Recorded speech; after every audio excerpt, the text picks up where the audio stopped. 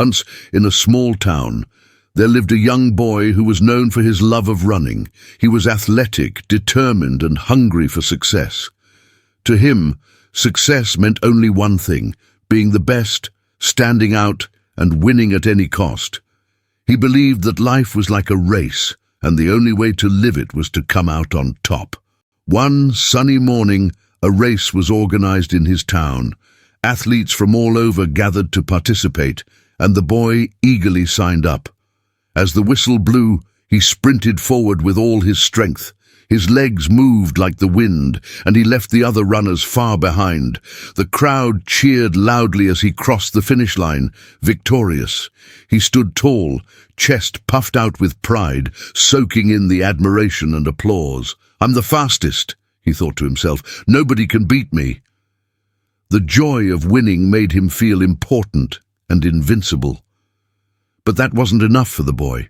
He wanted to win again, to prove to everyone that his victory wasn't just luck. So he approached the organizers and pleaded, "Please, let me race again. I want to compete one more time."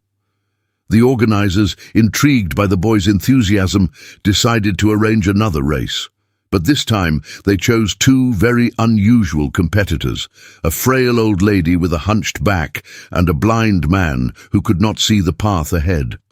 The boy stood at the starting line, confused but still determined to win. "This will be easy," he thought.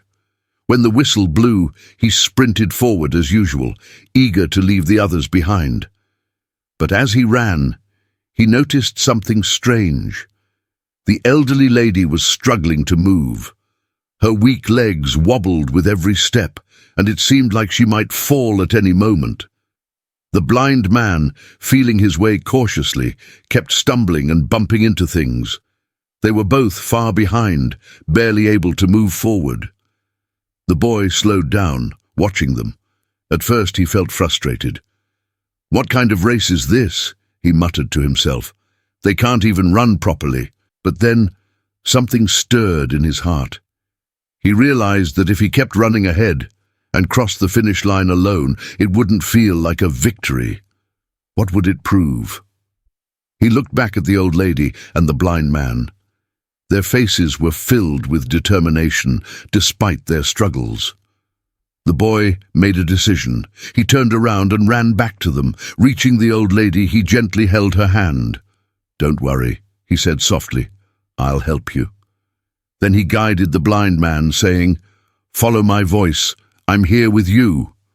Together, they started moving forward.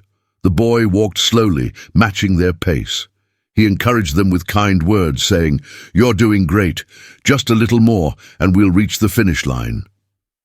Step by step, the three of them made their way to the end of the race. The crowd, which had been silent, began to cheer loudly. People clapped and shouted words of encouragement as they watched the boy helping his two companions.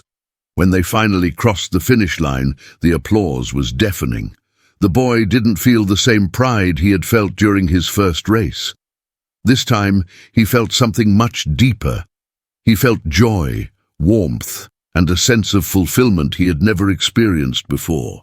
As he stood there, holding the hands of the old lady and the blind man, he realized an important truth. Life isn't just about being the fastest, the strongest, or the best. It's not about running ahead of everyone else to prove your worth. Life is about helping others, sharing moments of kindness, and finding joy in the journey.